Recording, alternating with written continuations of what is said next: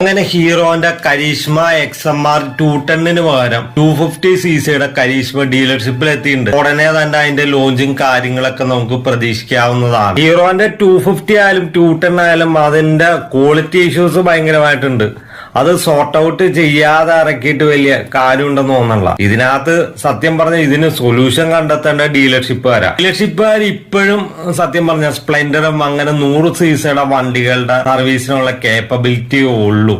അവിടെയുള്ള ടെക്നീഷ്യന്മാർക്ക് അവർക്ക് bigger CC ആയിട്ടുള്ള ഇനിയിപ്പോ ഹീറോ 1000cc മോട്ടോർ സൈക്കിൾ ഇറക്കിയാലും അതിനും ക്വാളിറ്റി ഇഷ്യൂസ് ഉണ്ടാവാൻ സാധ്യതയുണ്ട്. അതിനനുസരിച്ചുള്ള ക്വാളിറ്റി ഇഷ്യൂസ് അത് പരിഹരിക്കാനുള്ള കേപ്പബിലിറ്റി ഡീലർഷിപ്പിലെ സർവീസ് ടെക്നീഷ്യൻസ് ഇല്ല എന്ന് തന്നെ വേണം പറയാൻ. യൂസ് ചെയ്യാൻ പോകുന്ന ലിക്വിഡ് കൂളായിട്ടുള്ള സിംഗിൾ സിലിണ്ടർ ആയിട്ടുള്ള 250cc എഞ്ചിനായിരിക്കും കുറച്ചുകൂടി പവർഫുൾ ആയിട്ടുള്ള ഒരു എഞ്ചിൻ ആയിരിക്കും നൽകാൻ പോകുന്നത്. പിന്നെ വൈബ്രേഷൻ ഉണ്ടോ എന്ന് ചോദിച്ചാൽ വണ്ടി ഓടിച്ചു നോക്കാതെ പറയാൻ സാധിക്കില്ല. പിന്നെ ഇതിനകത്ത് ഫ്രണ്ടിൽ USB ഫോർക്ക് ആയിരിക്കും, ഷോവയുടെ സസ്പെൻഷൻ ആയിരിക്കും നൽകാൻ പോകുന്നത്.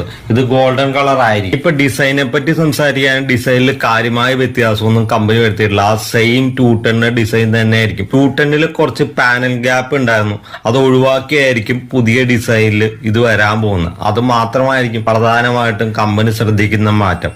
വേറെ ഡിസൈനിൽ കാര്യമായ വ്യത്യാസമൊന്നും 210ഉം 250 ആയിട്ട് ഉണ്ടാവാൻ സാധ്യതയില്ല. ഇത്രയും CC ഉള്ള എഞ്ചിനുകൾ കൊണ്ടുവന്നിട്ടുണ്ട്. പക്ഷെ അതിന് സർവീസ് ടെക്നീഷ്യൻ അതിനുള്ള ട്രെയിനിങ്ങോ അതിന്റെ കോച്ചിങ്ങുകളോ ഒന്നും കമ്പനി കൊടുക്കുന്നില്ല. ക്ലാസ്സുകളായിട്ട് ഒന്നും. പണ്ട് കമ്പനി മാനുഫാക്ചറിങ് കമ്പനികൾ ഇതെല്ലാം ചെയ്തിരുന്നു. ഇപ്പൊ ഇതൊന്നും ചെയ്യുന്നില്ല. അതാണ് പ്രധാന പ്രശ്നം. അതുകൊണ്ട് തന്നെ മോട്ടോർ സൈക്കിൾ തന്നെ ഇഷ്യൂസ് സോർട്ട് ഔട്ട് ചെയ്യാൻ അവരെ കൊണ്ട് സാധിക്കുന്നില്ല. അതുകൊണ്ട് തന്നെ ഈ ഇഷ്യൂവിനെ പറ്റി എനിക്ക് ഒന്നേ പറയാനുള്ളൂ. ഒന്നില്ലെങ്കിൽ നിങ്ങൾ കംപ്ലൈന്റ് കുറഞ്ഞ മോട്ടോർ സൈക്കിൾ ഇറക്കാൻ നോക്കുക. അതല്ലെങ്കിൽ പ്രോപ്പറായിട്ട് ടെക്നീഷ്യൻസ് ട്രെയിനിങ് കൊടുക്കുക. ട്രെയിനിങ്ങിലൂടെ മാത്രമാണ് ഈ ഇഷ്യൂസ് ഒക്കെ സോർട്ട് ഔട്ട് ചെയ്യാൻ പറ്റൂ. മേ ബി ഈ 250cc എഞ്ചിന് നിലവില് എക്സ്ട്രീമിൽ കൊണ്ടുവന്നാണ്. എക്സ്ട്രീം എന്ന് പറഞ്ഞാൽ നേക്കഡ് ബൈക്കിൽ അവർ കൊണ്ടുവന്നാണ്. അതിനകത്തും കുറെ ഇഷ്യൂസ് ഉണ്ട്. അതുകൊണ്ട് തന്നെയാണ് ആ മോട്ടോർ സൈക്കിൾ വിശ്വസിച്ച് ആരും വാങ്ങാൻ ധൈര്യപ്പെടാത്തത്. ഇതാണ് പ്രധാന ഇഷ്യൂ.